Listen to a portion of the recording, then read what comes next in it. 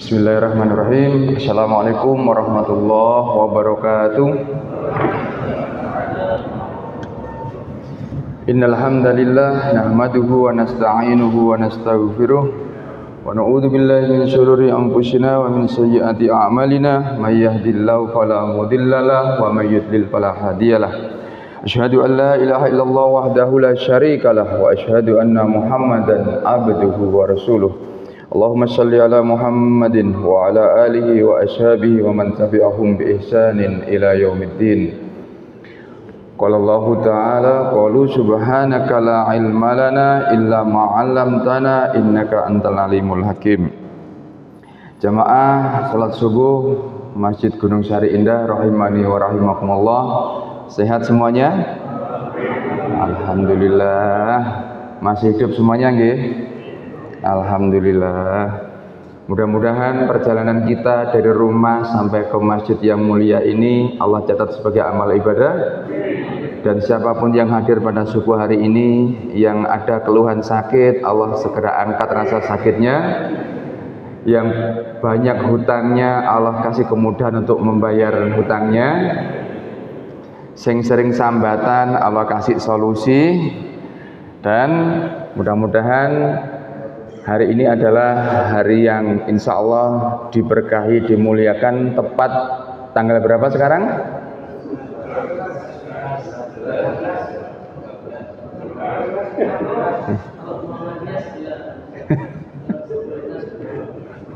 Ini beda-beda nggih Ustaz nggih. Ya, insya Allah ada yang puasa hari ini, ada yang puasa kemarin, gitu ya. Ada yang enggak puasa belas. Tapi apapun itu, insya Allah hari ini, kalau hari ini kita mulai dengan penuh senyum, penuh kebahagiaan, senyum itu akan memproduksi banyak hormon-hormon endorfin, hormon-hormon serotonin, yang itu ketika kita tersenyum, mudah-mudahan Allah itu menyukai orang-orang yang sering menebar senyum. Dan insya Allah dari senyuman-senyuman yang kita berikan itu berpotensi mendapatkan pahala dan mendapatkan rezeki yang tidak disangka-sangka. Amin. Amin. Jamaah sekalian rahimani wa rahimakumullah. Kemarin kapan hari saya dewi oleh Abah Hari ya untuk sharing materi pagi hari ini, yaitu tentang healing. Healing anti pening. Jadi kalau kita bicara healing, usia-usia yang mungkin sudah 60-70 seperti seolah-olah usia 25 tahun ya. Karena healing itu akhir-akhir ini menjadi istilah yang paling sering digunakan oleh anak-anak muda kita. Kalau anak-anak muda kita itu sering mengatakan healing, ya tidak salah kalau ayahnya atau ibunya sering ikut-ikutan healing. Tapi kita mesti paham dulu healing dalam perspektif ini apa maksudnya, gitu ya. Nah, yang pertama, ayo kita lihat definisinya dulu ya. Secara umum, healing itu berarti proses penyembuhan, baik itu penyembuhan secara fisik, emosi maupun spiritual. Kalau konteks psikologis sebagai bagian dari bidang kami, healing itu berarti proses sadar untuk menyembuhkan luka batin, melepaskan emosi negatif dan menemukan kembali ketenangan serta makna hidup. Berarti orang-orang yang sering mengatakan, kemana Pak Haji? Saya healing tipis-tipis ke Malang. Berarti kalau sering mengatakan healing itu berarti ada proses penyembuhan luka batin. Berarti kondisinya agak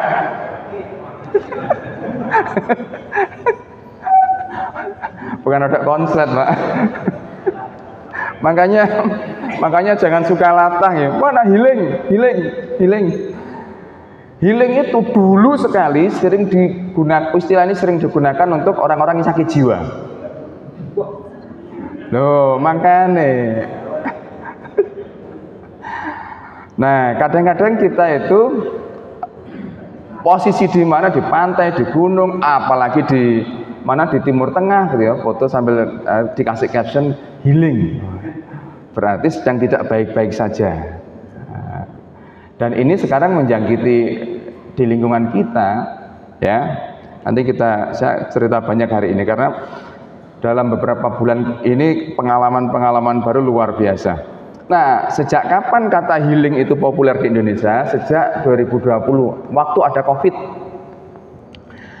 Nah, ini saya yakin banyak yang dulu mantan alumni COVID. Nah, ya, ya, saya juga alumni juga ya. Jadi sejak 2020 itu mulai populer kata-kata ini. Kemudian awalnya bermakna penyembuhan, tapi lama-lama ini populer di medsos. Bahkan ini viral ceritanya yang terakhir itu, ada perempuan, anak perempuan, maksudnya tuh pengen lari dari kenyataan. Artinya dia ini ditinggal, kedua orang tuanya meninggal. Kedua orang tuanya meninggal karena COVID. Ya sudah jatah umurnya, tapi penyebabnya gitu ya. Salah satu penyebabnya adalah waktu itu beliau kena COVID. Kemudian stres. Anak muda ini gak kuat menahan bagaimana beban hidupnya. Berat, dirasakan berat. Akhirnya pergi ke Bali tanpa itinerary. Itinerary itu biasanya kalau kita ikut travel dikasih jadwal jam berapa naik apa dan sebagainya tanpa petunjuk sama sekali. Wes pakai budal. Dan tahu kan jenengan tujuan utama pantai di Bali pengen menyendiri. Tapi ketika sampai di Bali bukannya ketenangan yang didapat, tapi malah dipermainkan banyak orang. Nanya sini, nanya A, nanya B, nanya C, malah diajak ke sana kemari. Perempuan lagi. Sampai akhirnya di tengah malam perempuan ini berdoa. Ini kisah nyata, berdoa pada Allah di pinggir pantai. Ya Allah, saya ini ke Bali pengen healing. Lah kok jadi pening, lah kok jadi pusing. Karena apa yang saya harapkan tidak jadi kenyataan, malah saya dilempar ke sana kemari. Hari ini ya Allah, malam ini pantai ini jadi saksi. Saya hanya taat, saya hanya pasrah padamu ya Allah. Sudah pokoknya wis, saya hanya bersandar padamu. Nah, ketika seperti itu, ini viral sekali ceritanya di medsos banyak ini ya. Nah, ketika seperti itu, entah apa yang dirasakan, angin pantai yang berhembus, dia menemukan ketenangan luar biasa. Dan semenjak saat itu yang ada di hatinya, oh bener, ternyata healing itu bukan soal tempat, tapi healing itu soal bagaimana hati itu menerima apapun yang terjadi dalam kehidupan. Bukan soal di mana, tapi bagaimana kondisi hati. Itu healing. Dan itu dia posting, cerita ditulis, diposting kemana-mana, dan yang like, subscribe, and share itu luar biasa banyak. Luar biasa ya. Nah, mengapa healing itu kok jadi tren, jamaah sekalian? Ya, yang pertama banyak orang stres. Di sini ada orang yang stres? Wah, ada? Ya, aduh. Jadi bulan-bulan ini kami diminta oleh Pemkot ya. Jadi jenengan saya yakin semuanya udah tahu ya, berlaku jam malam untuk anak-anak muda itu ya, yang terjaring itu masya Allah banyak sekali. Itu kemarin sudah berapa ratus orang dia itu dikumpulin dalam satu ruangan, diganti berjilid-jilid gitu ya. 100 anak masuk, lantai bawah itu anak-anak yang terjaring, lantai atas itu orang tuanya. Jadi semuanya diundang sama Pak Wali. Kemudian terus itu nggak tahu berapa ratus itu ya. Nah, kami diminta untuk apa namanya ya mengassessment, nanyai why, kenapa. Kemudian ya nggak hanya anaknya, orang tuanya. Ada sesi untuk anak, ada sesi untuk orang tua. Terus di terakhir sesi anak sama sesi orang tua dipertemukan gitu ya. Didesain supaya bagaimana ada kesadaran seperti itu. Nah, ternyata dari anak-anak itu luar biasa, Pak. Loh, Mas, sampean kok gak mulai-mulai? Gak pengen gak punya rumah? Punya, Pak. Punya orang tua? Punya. Terus kok gak pengen pulang? Kak, di rumah itu gak ada apa-apa. Maksudnya gak ada apa-apa gimana? betul ada ayah, betul ada ibu, tapi seperti nggak ada orang, nggak pernah ngobrol. Lebih baik saya di PlayStation, lebih baik saya di jalan-jalan. Masya Allah, area SMP loh Pak. Duh, ngeri. Nah, jadi banyak orang stres. Dan orang tuanya itu waktu saya tanya, lucu juga jawabannya. Pak, Bapak pernah main sama anak? Enggak main. Ya main-main, ngobrol gitu Pak. Mas, aja aneh-aneh. Saya itu jam 3 udah ke laut. Kadang pulang malam. Itu pun belum dapat duit. Mikir golek SPP-ne anak. Jangan aneh-aneh ta. Yang penting aku ya apa oleh duit ben areke sekolah. Jadi luar biasa. Ya, itulah tantangannya. Sehingga kami masuk dengan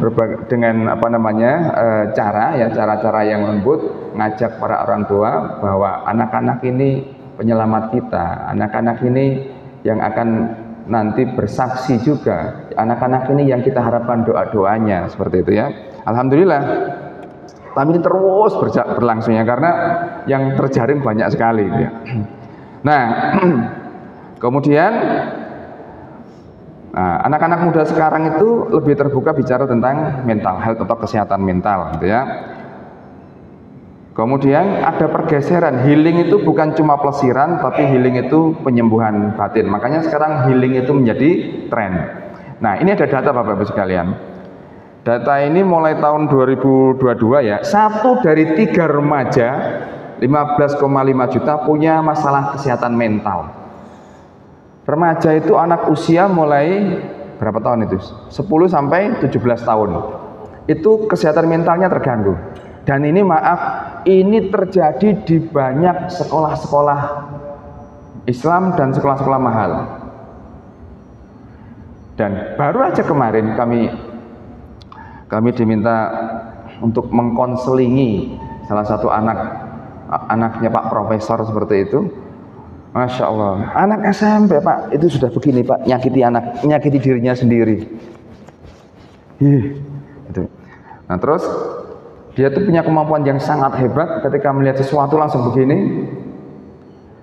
Terus ketika sudah begini, itu minta spidol langsung itu jadilah gambar yang siluet-siluet seperti itu dan gambarnya mengerikan. Ngeri ya. Jadi apapun yang terjadi pada anak kita, jamaah sekalian, please jangan langsung nyalahin anak. Ayo kita sebagai orang tua itu kontemplasi dulu, merenungi dulu, introspeksi dulu. Pasti ada warisan karakter yang kita warisan pada anak kita dan itu kurang positif. Maka penting bagi kita untuk healing. Ya.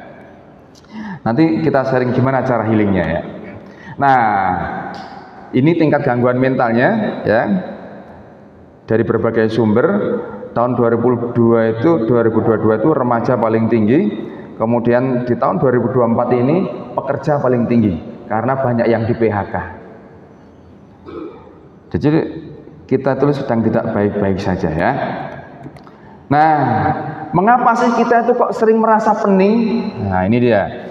Karena tekanan hidup, pekerjaan, keluarga, karena ekspektasi. Jadi kita tuh sering merasa pening atau merasa pusing. Karena pekerjaan, kita sekarang itu Masya Allah, kalau ada lowongan kerja nih loh, jenengan tingali. Masya Allah, lowongan saya itu diminta nyari 21 orang. 21 orang saya diminta mencari oleh Semen Indonesia untuk rekrutmen. Jabatannya betul jabatan tinggi, jabatan mandor, supervisor. Jenengan tahu yang lamar 1 hari di tempat saya. Yang lamar 1 hari, selama 1 hari itu ada 9.660 orang. 1 hari, Pak. Masya Allah. Berarti jenengan kan enteng ya, soalnya mboten mikir melamar kerja lagi. Sudah pensiun, rezeki sudah datang sendiri. Tapi anak-anak muda kita mungkin usia-usia produktif itu kalau ada lowongan kerja Masya Allah antrinya. Di JX itu Jatim Expo itu kalau ada Masya Allah. Padahal itu outsourcing, Masya Allah. Luar biasa ya. Kemudian keluarga itu juga sering jadi penyebab pening kita, pusing kita. Wah, istri itu, ya duitnya habis, ya anaknya waya sekolah, ya anaknya dipanggil BP, dan sebagainya. Waduh, ini tekanan luar biasa ya. Kemudian, ternyata yang kedua, mengapa kita sering merasa pening? Itu banyaknya bagasi emosi yang kita pendam. Marah, kecewa, trauma, itu luar biasa. Dan ini mendominasi yang kedua ini, mendominasi. Dan anak-anak remaja sekarang yang kami ajak diskusi tadi itu karena masalah yang kedua ini. Enggak, dia itu kecewa sama orang tuanya, marah sama orang tuanya. Anak SMP loh, sudah punya emosi yang luar biasa sama orang tuanya. Setiap orang tuanya ngomong, dia begini. Dan ini nggak pernah lepas dari HP. Luar biasa ya. Nah, kemudian marah. Di sini ada orang yang sering marah-marah, Bah? Ada ya? Marah aja gitu ya. Oh, sudah pulang orangnya ya? Alhamdulillah. Katanya gak teko, Ustaz. Kemudian sering kecewa. Terus sering trauma. Trauma ini, jamaah sekalian, trauma ini menjangkiti hampir setiap orang. Artinya apa? Peristiwa apapun yang pernah kita alami itu dia tidak pernah hilang, enggak, masih ada karena masih bisa kita ingat. Contoh, dulu saya waktu kecil masih pernah ditempelin, pak. Usia SD masih ingat sampai sekarang. Jadi kejadian apapun itu enggak pernah bisa hilang, tetapi kita bisa memanage, kita bisa memaafkan. Nah, ini penting karena orang banyak begini rata-rata. Contoh yang pernah saya temui karena konsultasi gitu ya. Saya itu, Ustadz, mau menikah, saya sudah 3 kali dilamar orang, tapi nggak jadi terus. Kira-kira kenapa ya? Berarti ada traumatik. Meskipun di permukaan sudah oke dilamar, tanggalnya sudah ada, kemudian undangan juga sudah didesain, nggak jadi lagi. Ya, kalau bahasa gampangnya mungkin takdirnya belum jadi. Tapi hal yang mendasarinya itu ternyata kebanyakan trauma. Saya itu setiap kali tender kalah terus. Sudah tinggal 2 orang, 2 bendera, 2 provider. Aduh, kalah lagi. Ada peristiwa traumatik yang terjadi. Ini harus diselesaikan. Ya. Kemudian yang bikin pening ada lagi nih ya. Kadang-kadang dibesar-besarkan gitu ya.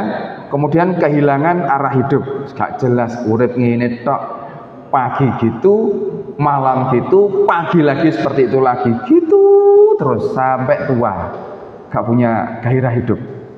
Itu yang bikin pening. Kemudian sempitnya sudut pandang, melihat sesuatu itu ya gitu-gitu aja. Sukanya itu kalau ada orang berdiskusi, ada respon atau ada keinginan untuk nyalahin orang. Nyalahin aja senengannya itu ya. Itu sempit sudut pandangnya. Itu yang bikin pening. Itu harus healing gitu ya. Dan kurangnya rasa syukur. Ini juga butuh healing.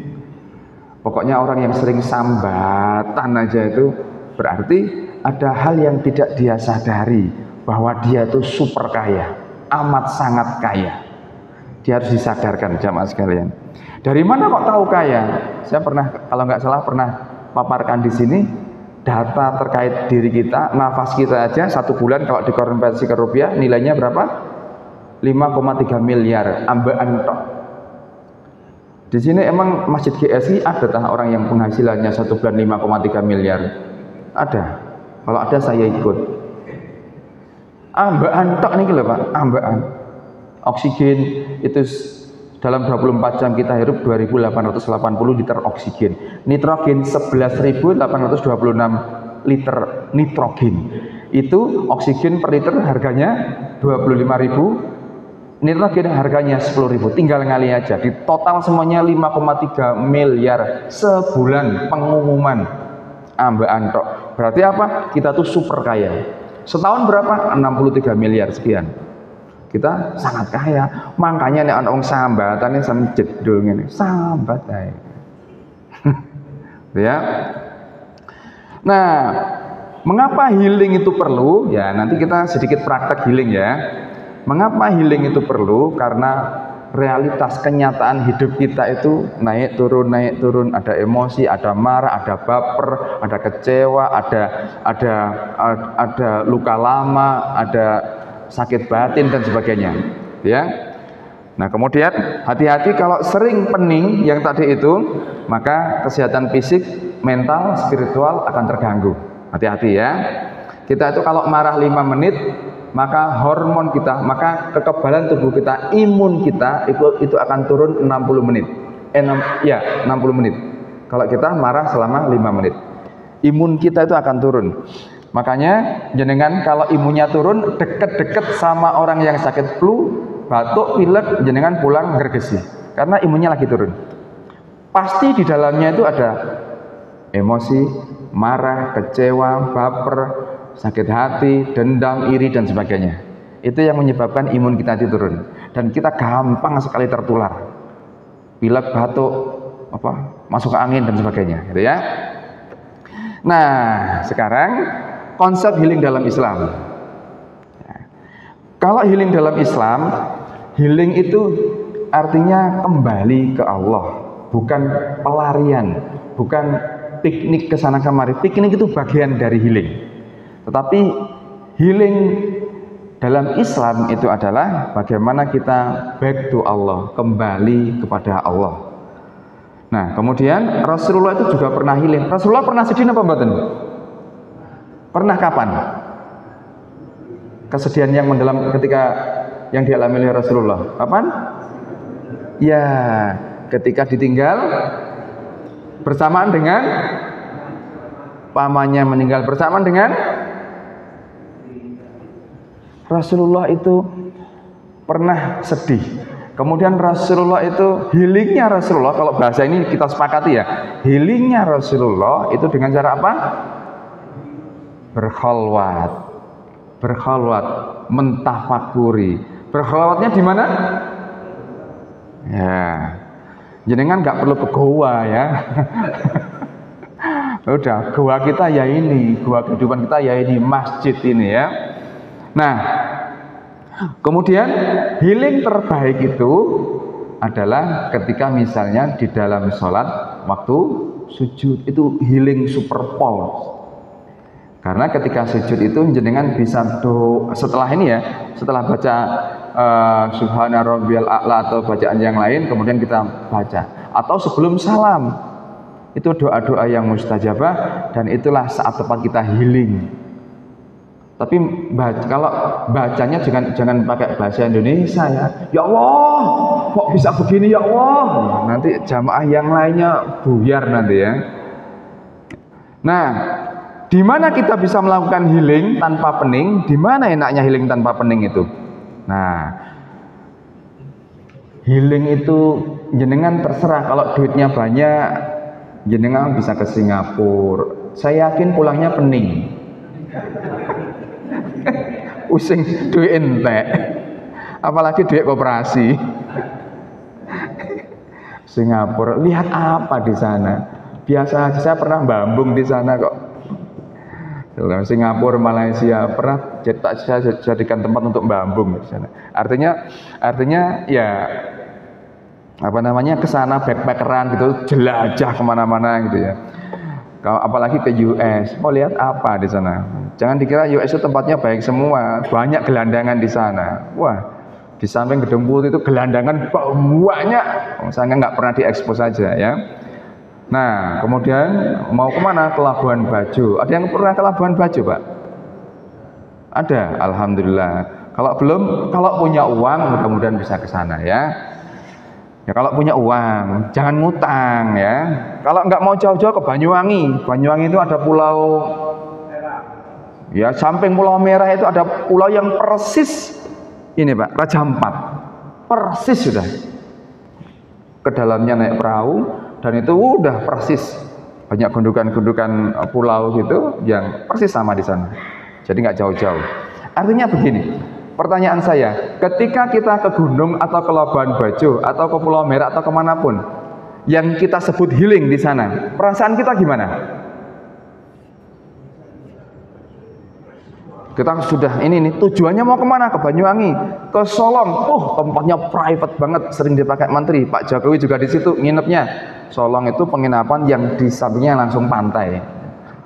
Semalam 2 jutaan lah gitu ya. Nanti di searching sendiri. Nah, pertanyaan saya, ketika jenengan berkesempatan nginep di sana atau di tempat yang lain yang tujuannya adalah untuk healing, lihat sudah sampai di sana, terus lihat tempatnya, perasaannya gimana? Seneng? Ya, insya Allah seneng karena tujuannya emang di situ, betul ya?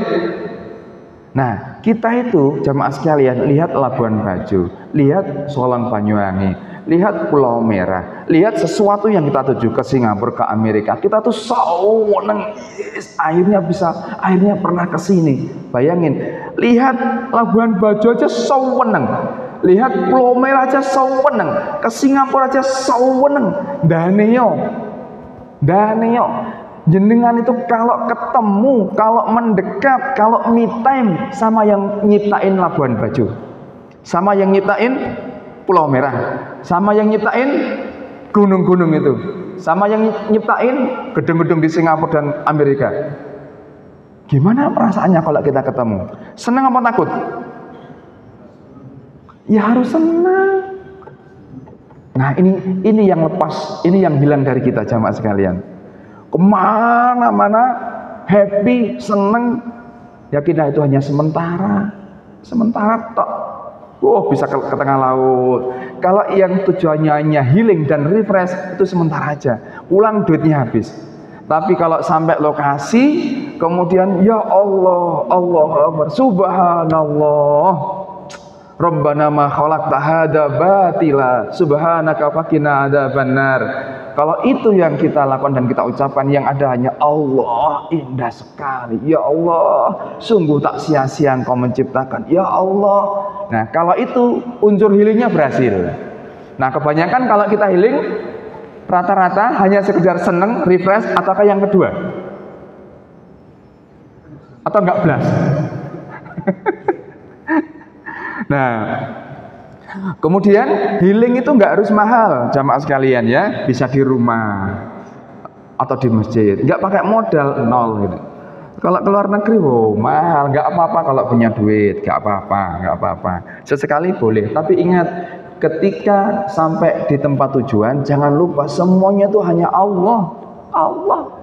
Dan kalau itu disadari, Allah luar biasa, senang, happy. Dan percayalah, kalau yang kita lakukan itu adalah menyadari, mensyukuri, kita takjub akan ciptaan Allah, Allah itu akan mengirimkan malaikat-malaikatnya untuk melindungi kita di tempat itu. Kan kadang kita itu pelesiran kemana, ada contoh misalnya ke Parangtritis atau Parangkusumo Jogja, kemudian ada anak atau siapapun lah itu yang terseret ombak, atau ke Pacitan kapan hari itu. Nah, itu karena apa? Mohon maaf, kebanyakan ketika sampai di lokasi tidak doa, nggak doa. Karena apa? Setiap tempat itu ada malaikatnya, nggak doa, apalagi kencing sembarangan dan sebagainya. Kalau kita berdoa, maka Allah akan menyuruh para malaikatnya, lindungi dia, jauhkan dia dari bahaya. Itu healing yang sebenarnya. Ada nggak? Nah, kemudian healing itu bisa di rumah dengan cara apa? Nah, banyak hal yang bisa kita lakukan jamaah sekalian. Mengaji itu healing, atau yang lagi ngetren itu di kalangan anak muda namanya mindfulness, latihan nafas. Ini sederhana tapi luar biasa. Saya pernah belajar soalnya, pernah ikut belajar. Hanya belajar latihan nafas aja bayarnya selawe juta. Alhamdulillah ya. Nah, kemudian healing di alam bebas seperti ini. Sini kan dekat ya, dekat gunung, namanya kan Gunung Sari. Berarti kan ada gunungnya itu. Gunungnya sebelah mana nggih, Bang? Nah, naiklah ke Gunung Sari ya. Nanti bersila di sana. Latihan nafas gitu. Nah, kemudian di kantor pun kita juga bisa healing. Sebenarnya secara personal, secara pribadi, saya kurang sepakat dengan istilah healing. Tapi karena itu sudah sangat viral gitu ya, maka kita pakai bahasa yang sama. Karena kalau healing itu mesti ada penyembuhan batin atau penyembuhan mental. Lagi tidak baik-baik saja gitu ya. Padahal kita baik-baik saja gitu. Kemudian dengan cara berolahraga juga. Dalam hati itu juga healing atau ya di dalam hati. Nah, kemudian kalau di rumah healingnya itu dalilnya ini ya. Di Quran surah An-Nur, fi buyutin adinallahu an turfa'a wa yudhkara fiha ismuhu yusabbihu lahu fiha bil ghuduwi wal asal. Cahaya itu di rumah-rumah yang di sana telah diperintahkan Allah untuk memuliakan dan menyebut namanya. Di sana bertasbihlah. Jadi di rumah itu kita bisa melakukan ini, jamaah sekalian. Ya sholat, kemudian baca Quran, itu kan menyebut namanya. Kemudian bertasbih, dan ketika kita bertasbih, istighfar, hamdalah, takbir, itu ada penelitiannya. Ternyata kalau kita sering membaca ini, tasbih, tahmid, takbir dilengkapi dengan istighfar, itu diteliti, penelitinya itu Prof. David Hawkins. Ini bisa membypass kekalutan-kekalutan dalam hati. Nanti saya tampilkan hasil risetnya ya. Jadi healing di rumah, kita tuh setiap hari sudah healing. Mungkin kita belum menyadari. Yang terpikir di benak kita, di persepsi kita, healing itu ya keluyuran, ke Trawas, ke Pacet, ke Batu, ke Malang itu healing. Meskipun mau macet kita jalani karena mau healing. Padahal di sana kaum kesel ya, kadang-kadang marah-marah, mau ke Jatim Park aja nggak bisa masuk, nggak jadi healing, itu malah pening. Nah, jadi di rumah pun kita bisa healing. Kemudian kalau ini healing di mana saja? Inna fi khalqis samawati wal ardh wa ikhtilafil laili wan nahar la ayatil liulil albab alladzina yadhkurunallaha qiyaman wa qu'udan wa 'ala junubihim wa yatafakkaruna fi khalqis samawati wal ardh rabbana ma khalaqta hadza batila subhanaka faqina adzabannar. Ada yang hafal ayat ini mulai 190 sampai terakhir? Bukankah ayat ini yang paling sering dibaca oleh Rasulullah ketika bangun tidur? Hafalin ya. Ini saya kira ayat ini sudah sangat viral ya. Ini mau healing di mana saja. Dalilnya ini, jamaah sekalian. Nah, kemudian bagaimana teknik healing tanpa pening atau tanpa pusing? Nah, yuk kita mulai sedikit latihan ya. Paling tidak sepulang dari sini jenengan punya sedikit ilmu. Mau terjadi apapun, healing dulu. Healing sendirian, nggak perlu ke Trawas, nggak perlu ke Pacet, nggak perlu ke Batu, healing dulu. Ke Pacet, ke Trawas itu bonus saja kalau hati sudah tenang gitu ya. Nah, cara yang pertama adalah dengan cara tersenyum. Ini healing. Senyum itu healing. Coba sekarang jenengan tersenyum, coba tersenyum. Loh, ini belum healing, belum. Senyum yang healing itu senyum 227. 2 cm ke kiri, 2 cm ke kanan, ditahan selama 7 menit garing, Pak. 7 detik pengumuman, 7 detik. Gini. Diukur, pakai penggaris. Saya kalau ngajar di perbankan, itu saya bawa pensil pasti. Kemudian latihan senyumnya tak suruh gigit gigi. Gini. Berapa jam? Ya tergantung kondisi peserta. Kadang setengah jam, tak suruh gini aja supaya Pak terbiasa senyum. Senyum itu gratis apa bayar? Orang kalau kita senyum, kalau kita kasih senyum, seneng apa senep? Seneng. Maka ada hipotesis atau ada analisa, orang yang medit tersenyum, yang nggak pernah tersenyum biasanya hidupnya ya medit. Kok bisa? Lah yang gratis saja nggak mau, apalagi yang bayar, betul? Jadi kalau orangnya metutu gitu ya, nah biasanya rada medit biasa nih. Muka-muka wongnya gak teko nih. Nah, terus gimana praktek healingnya? Nah, ini caranya. Coba, saya mau tanya, siapa di sini yang punya masalah hidup? Alhamdulillah, berarti masih hidup. Orang kalau nggak punya masalah ya berarti sudah nggak ada. Nah, ketika di rumah misalnya masalah itu berat, Aduh, pusing. Orang kalau banyak masalah, maaf, lehernya ini karena ini jalur utama gitu ya. Jalur utama yang mensupport saraf-saraf utama yang mensupport darah ke otak gitu. Kalau kita tuh sering pening, sering pusing, entah itu jelas atau gak jelas gitu ya.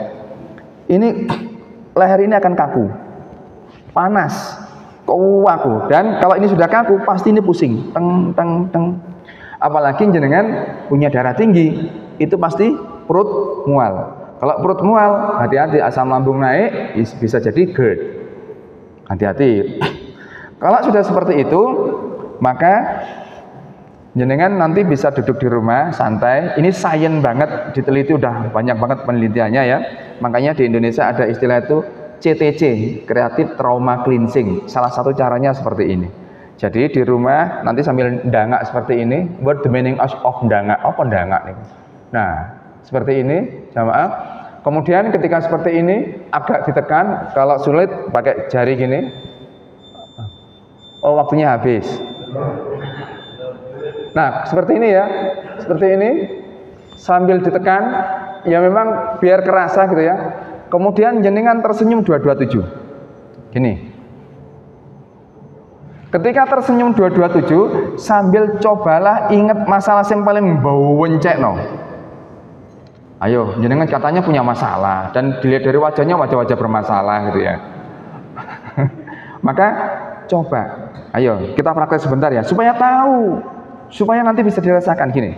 Ini, coba ayo semuanya gini. Nanti bisa dipraktekin. Ibunya yang sering marah-marah karena nggak jelas, nanti diajak-ajak gini ya. Nah gini. Agak ditekan, jangan teman-teman nekannya nanti cepot, nanti lepas ya. Nah, gini, kemudian coba tersenyum selebar-lebarnya. Coba tersenyum, ayo tersenyum. Jangan tersenyum, giginya harus kelihatan. Ayo, giginya harus kelihatan. Ayo. Nah, terus tersenyum. Oke, bagus. Senyum, ayo senyum, giginya kelihatan. Oke. Terus tolong ingat peristiwa yang bau wencek no.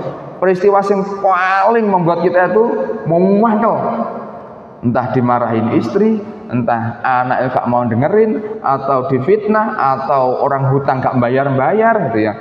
Wes pokoknya sambil, tapi senyum terus, nggak boleh nggak senyum terus. Terus sambil diinget-inget itu, terus diinget-inget, terus diinget-inget, terus. Oke, senyum. Oke, cukup. Pertanyaan saya, bagi yang melakukan beneran ya, ketika kita tersenyum, rasa yang ada di hati kita gimana? Ayo, gimana rasanya? Ketika kita tersenyum, enak kan ya? Enak. Ini senyum masuk sederhana, gak bayar lagi. Tapi ketika kita mencoba healing, contoh misalnya kemarin wis pulang kerja itu capek, bojo ngomong kok gak enak blas. Daripada mau mangkal, daripada bales omongan dan pasti ada perang dunia ketiga gitu ya. Lebih baik ambil air wudhu sebentar terus gini. Atau nggak bisa gini juga. Nanti kalau tahu gini, nanti anaknya, ayah ngapain itu ya? Kok healing. Nah, gitu. Terus gini sambil tersenyum, sambil tersenyum, coba diingat-ingat kembali hal yang jengkelin tadi, yang bikin kita emosi. Nah, penelitiannya kalau kita melakukan dengan benar dan kita benar tersenyum, melihat kejadian omongan yang nggak enak, atau anak yang nggak dengerin, atau anak itu kena narkoba dan sebagainya, naudzubillah min dzalik gitu ya. Nah, kemudian ketika kita tersenyum, rata-rata meskipun masalahnya berat, itu kita bisa ngerilis, hati kita itu tetap bisa menerima kenyataan. Dan kalau sudah seperti itu sambil tersenyum, ya Allah, saya hanya berserah diri padamu, lembutnya hati istriku, lembutnya hati suamiku, dan baiknya anakku kembali. Gitu. Nanti dipraktekkan ya, Tapi menurut saya nanti ngomong ke istrinya dulu ya, atau ke anaknya dulu. Kok ngene. Loh, ini benar, Pak. Bahkan teknik ini lagi populer di Malaysia. Kemudian ada yang begini ya. Setelah gini, kemudian ya karena sumbernya di sini, sumber ketegangan pikiran kita. Wes, ayo jenengan ngaku apa ndak ya? Jenengan kalau emosi mau marah, wes marah pol pokoknya. Jenengan lihat, ini masih tegang. Betul apa betul? Wes apalagi di sini. Wah, ini tegang pasti. Maka tarik nafas panjang sambil dongak gini sambil tersenyum. Marah kok suruh senyum gimana? Nah, ini dia. Kita itu pilihannya dua, mau tetap memelihara marah, mau tetap memelihara emosi, mau tetap memelihara fujur, atau kita bertekad untuk ke takwa. Fa'alhamaha fujuraha wa taqwaha. Kalau kita tetap marah, berarti kita tetap melihara fujur. Oh, enggak, aku enggak akan marah. Tarik nafas, senyum, lepasin. Berarti kita menuju ke takwa. Itu pilihan.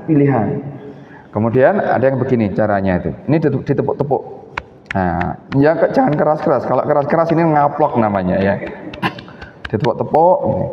Namanya clapping. Supaya apa? Supaya saraf di sini itu apa namanya? Lemes seperti itu. Kemudian ada yang caranya begini. Ini ngelihat ke sana. Ya kayak kita olahraga dulu gitu loh, Pak. Cuman ini dirasakan. Nah, setiap noleh ke kanan seperti ini agak keras sambil diingat-ingat masalah yang berat itu apa. Dan ini dipraktekin teman saya sekelas perempuan itu kliennya bule-bule, Pak. Wow, pasiennya tuh bule-bule tak. Bahkan orang Australia itu rela datang ke sini hanya untuk apa? Hanya untuk dikaploki. Kemudian noleh ke sini. Terus pulang lagi. Wah, tempat prakteknya di Kebraon. Masih praktek sampai sekarang. Jadi cara-cara sederhananya senyum. Sekarang saya minta tolong jenengan kasih senyum terindah 227 ke bapak-bapak yang ada di sampingnya, ibu-ibu juga. Ayo coba.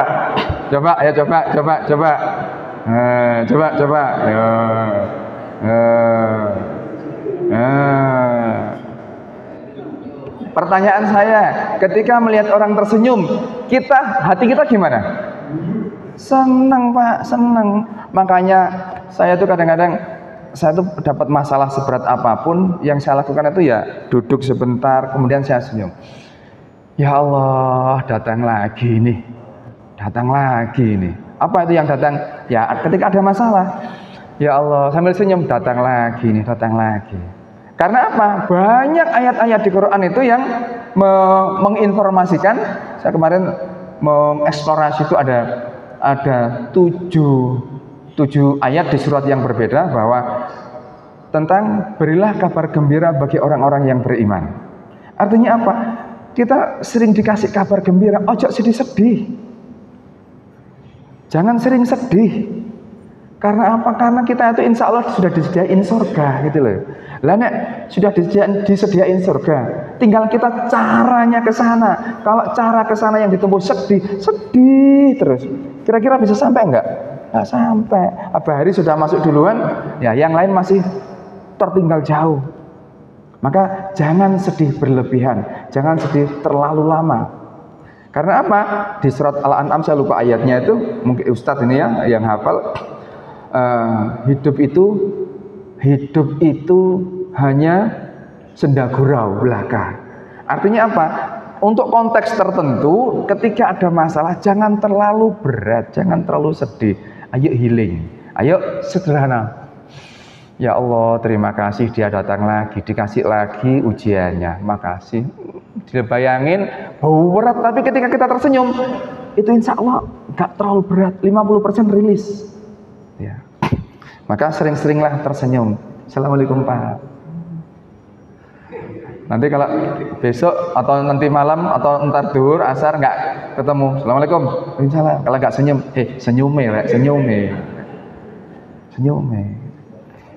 Kan senyum itu sedekah, betul nggak? Sedekah paling murah lah senyum itu, dan berpahala. Itu senyum paling mudah. Kemudian kalau healing yang butuh tenaga kita adalah ya kita mesti lebih dekat dengan Al-Quran. Ini kalau healing ini healing tanpa pening, sudah banyak sekali riwayat-riwayat yang mengatakan itu ya. Wa nunazzilu minal Qur'an ma huwa syifaa. Al-Qur'an itu adalah obat. Bagi siapa? Bagi yang sering dekat sama dia. Pertanyaannya, jenengan seberapa dekat sama Quran? Ya, saya tuh sangat tertampar oleh pernyataan dari seorang ulama, Sayyid Qutb itu mengatakan, kalau Quran di masjid ini, mana Qurannya? Di rak-rak masjid, ya, di rak-rak masjid itu berdebu, maaf, meskipun ruangannya AC, tapi Qurannya berdebu, maka boleh jadi debu di dalam hatimu itu jauh lebih tebal. Itu pernyataan Sayyid Qutb. Masya Allah. Aduh, di rumah langsung nyari Quran, Pak. Quranku debu apa enggak? Aduh, ternyata ada debunya. Berarti debu di sini jauh lebih tebal. Jadi insya Allah jenengan harus sering dekat-dekat sama Ustadz yang jadi imam tadi itu. Masya Allah, itu suara kok bisa sebagus itu, gimana caranya itu? Ini irama ros. Ini kita seperti sholat di belakang As-Sudais. Alhamdulillah, saya hampir tiap tahun alhamdulillah berkesempatan ya bisa sholat di belakang Imam Besar Al-Haram. Nah, saat tadi itu, Masya Allah, sambil sholat itu membuat sholat kita menjadi tambah khusyuk. Ya Allah, luar biasa suaranya. Ini makhluk langka harus dilestarikan ya.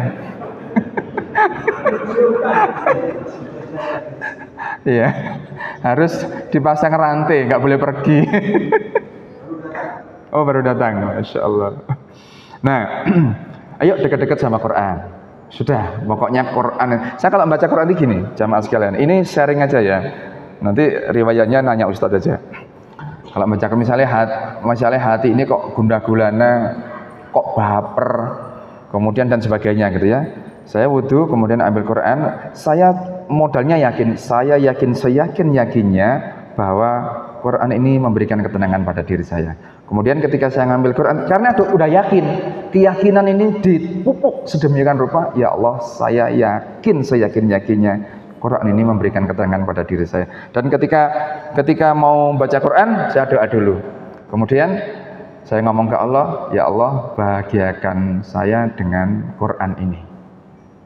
Termasuk ketika sebelum sholat, saya bisa melakukan bahasa saya mindfulness sebelum sholat ya, setelah wudhu itu saya rileks sebentar aja gitu ya. Kemudian saya mohon pada Allah, ya Allah, sentuh hati saya atau hati kami dengan cintamu supaya sholat kami itu bisa silatun, bisa nyambung setiap hari. Nah, jadi itu ritual yang saya lakukan sebelum sholat gitu ya. Sehingga ketika Allahu Akbar itu sudah, insya Allah sudah connecting seperti itu. Yang kedua, healing tanpa pening. Ini semuanya nggak butuh modal dan nggak mungkin pening gitu ya. Doa, zikir dan doa ya, al-maksurah dibaca setiap hari, zikir pagi petang gitu ya. Kemudian yang ketiga, me time, berdoa-doaan sama Allah.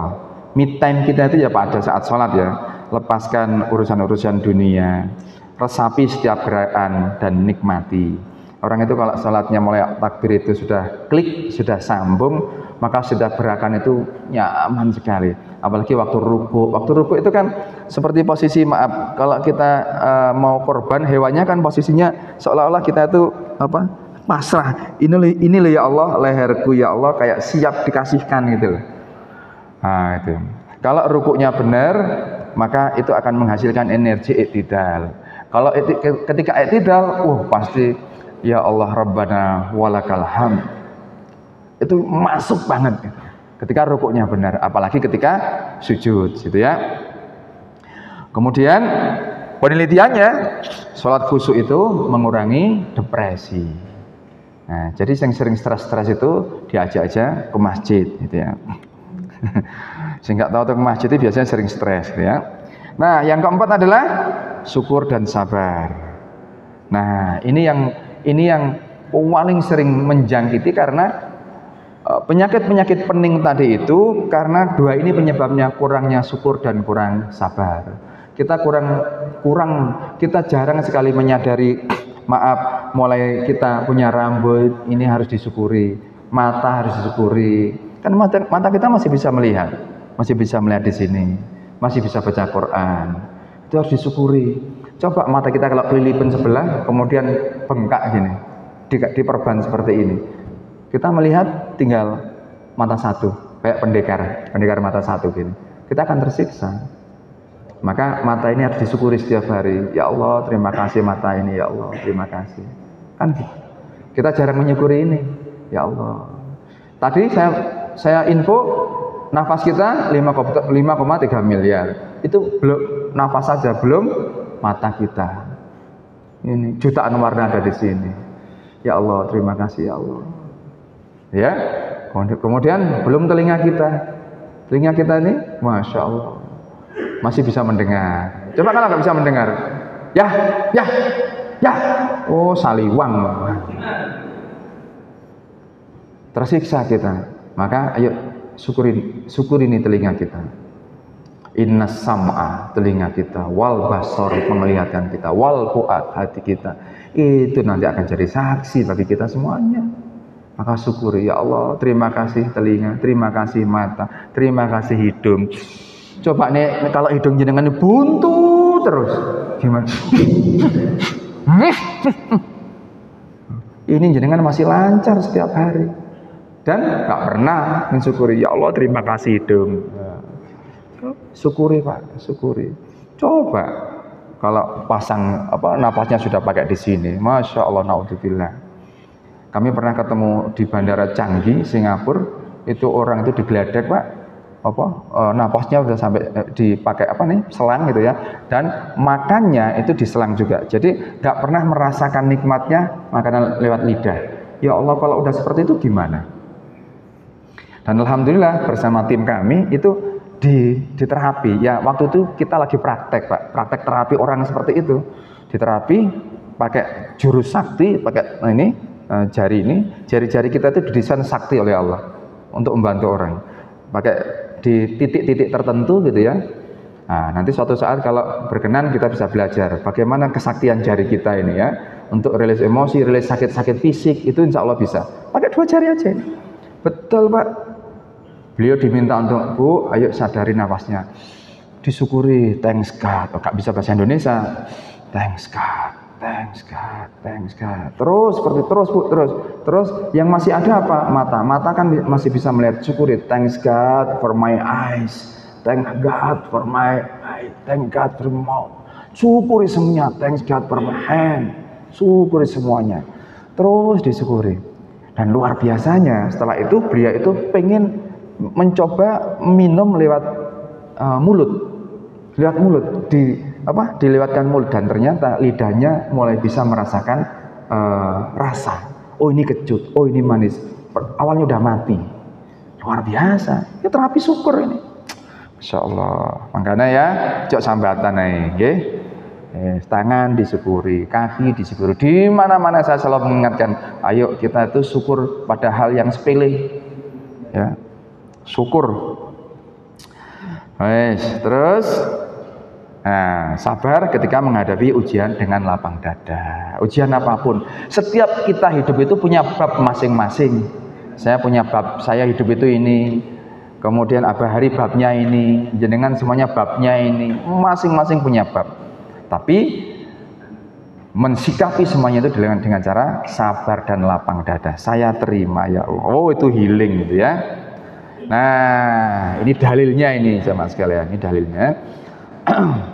Wahai manusia, sungguh telah datang kepadamu pelajaran Al-Quran dari Tuhanmu, penyembuh bagi penyakit yang ada di dalam dada. Ini Quran surat Yunus ya.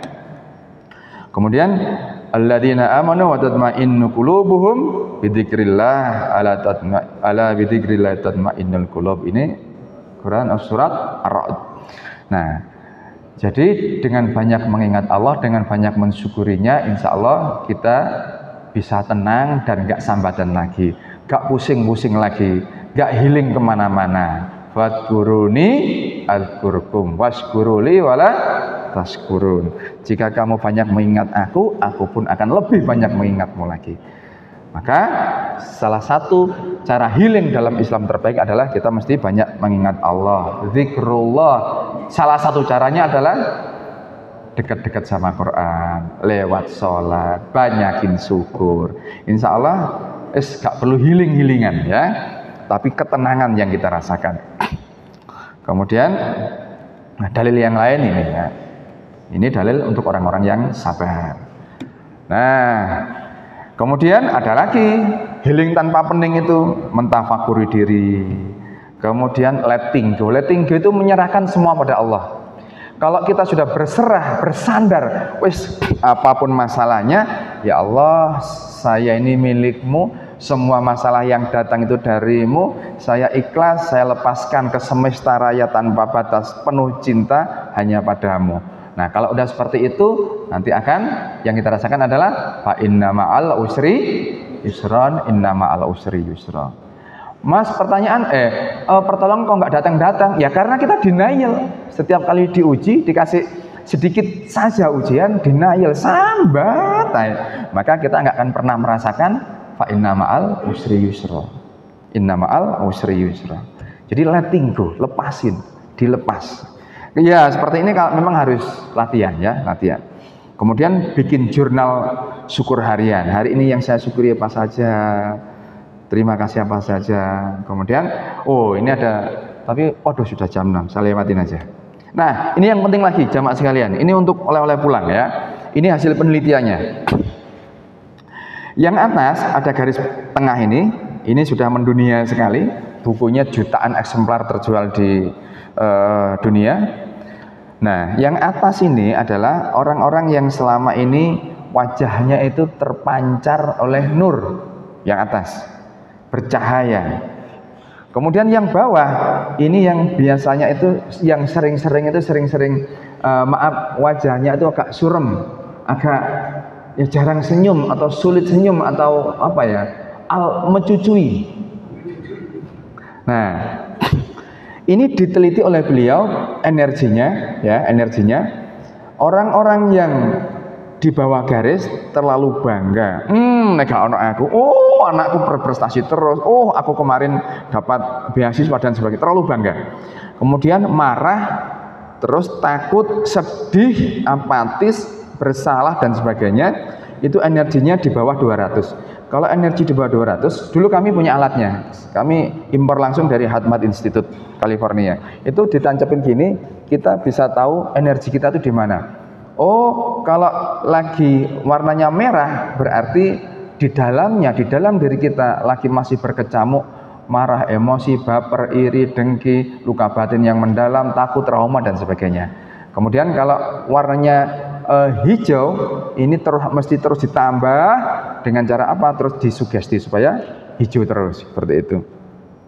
Nah, semua kejadian, semua hal, semua manifestasi, semua hal baik yang terjadi dalam kehidupan kita adanya di atas garis. Semua hal yang kita inginkan dalam hidup itu adanya di atas garis. Ini hasil penelitian beliau. Kita pengen apa dalam hidup? Ayo, pengen hafalin juz amma, atau kepengen rezeki yang lebih, atau kepengen bangun rumah, atau kepengen apalah, apapun yang kita inginkan, atau anak kita pengen apa, semua ada di atas garis, semua di atas garis. Tapi kebanyakan kita selama ini menggetarkan tubuh kita, yang ada di dalam pikiran kita itu di bawah garis. Makanya frekuensinya nggak ketemu. Frekuensi manifest, frekuensi kejadian itu di atas garis, sementara setiap hari kita menggetarkan tubuh kita itu di bawah garis. Contoh, kita sudah doa, ya Allah, mudah-mudahan anakku hari ini lomba tahfidz, mudah-mudahan kau lancarkan, kau berikan keberkahan. Doa subuh, sampai rumah, anak belum mandi, mau lomba tahfidz, kita marah-marah. Ya apa sih kok belum mandi? Berarti kita lagi di bawah garis, sementara doa kita pengennya di atas garis. Berarti mohon maaf, doa yang kita panjatkan tadi itu masih mengawang-awang, belum melangit.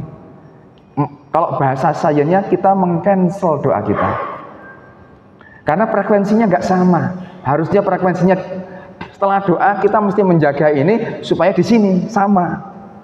Nah itu yang masih sering kita rasakan. doanya sudah bagus, tapi masih sering marah, khawatir, luka batin, cemas, takut, dan sebagainya. Ini yang menyebabkan doa-doa kita lama terkabulnya. Nah, maka kadang-kadang yang bawah inilah yang kadang-kadang membuat kita itu butuh healing, gitu ya. Nah, healingnya dengan cara yang tadi itu. Supaya apa? Kalau healing sudah kita lakukan, diharapkan kita bisa di atas garis, gitu ya. Dan ini kalau kita bahas, ini bisa satu sesi tersendiri. Dan kalau kita praktek ini, maka insya Allah keberlimpahan dalam hidup kita rasakan. Kami sudah, insya Allah kami rata-rata udah praktek ya, udah praktek dan alhamdulillah banyak menemukan keajaiban-keajaiban dalam hidup. Nah, sekarang terakhir, mari kita action healing tiap hari, ya. Healing rutinnya itu minimal sebelum tidur, ayo memaafkan diri dan orang lain sebelum tidur. Kita maafkan siapapun sebelum tidur. Kita bersyukur dulu, kemudian kita memaafkan orang lain, orang yang boncek kita maafkan. Siapapun dia, mau keluarga, mau orang lain, enggak pernah bayar utang, kita maafin. Kemudian sending love ke alam semesta. Sending love itu kita memvibrasikan cinta ke semesta raya. Ya Allah, sambil ngebayangin langit yang begitu luas, planet yang nggak pernah tabrakan, itu semuanya harmoni. Kemudian sambil tersenyum lagi, ya Allah. Kemudian bumi yang begitu luas, di mana kita tempat tinggal. Kemudian laut yang begitu luas, gunung yang begitu kokoh dan sebagainya. Kita vibrasikan senyum kita di semesta raya sambil Allah, ya Allah. Sambil membayangin seperti itu, supaya apa? Supaya hati kita itu makin luas ketenangannya. Nah, setelah itu doa. Nah, kemudian bangun 30 menit lebih awal untuk tafakur, salat malam, dan biasanya saya menulis surat cinta untuk Allah. Surat cinta untuk Allah itu apa? Ya Allah, hari ini saya mau apa? Saya tulis biasanya. Atau, ya Allah, saya masih bingung mau melakukan apa. Tolong ya Allah, bimbing saya. Itu surat cinta. Ya, versi masing-masing ya. Jenengan monggo silakan. Nah, kemudian jangan lupa berjamaah subuh setiap hari dan terima kasih. Jadi jamaah sekalian ya, healing itu tidak perlu mahal. Kita cari healing yang simple, yang sederhana, nggak perlu ngeluarin uang. Dan healing yang kita lakukan itu akan membuat hati kita tenang. Kalau hati sudah tenang, kalau hati sudah bahagia, percayalah, maka Allah akan mengirimkan keberlimpahan dalam hidup kita. Tapi kalau hati kita masih kemerungsung, adanya itu emosi, marah, kecewa, cemas pada apa yang belum terjadi, tidak terima pada apa yang sudah terjadi, dan menyesali masa lalu, maka sulit bagi kita untuk didatangin keajaiban-keajaiban dalam hidup. Maka yuk healing tanpa pening, healing tanpa pusing. Dengan cara apa? Dengan cara yang tadi sudah kita sampaikan. Mudah-mudahan bermanfaat. Dan mudah-mudahan sedikit ini bisa menjadi sangu pulang nanti di rumah ya. Jangan lupa praktek begini. Supaya apa? Supaya kita makin sehat. Matur suwun, mohon maaf. Usikum wa nafsi bitaqwallah. Wassalamualaikum warahmatullahi wabarakatuh.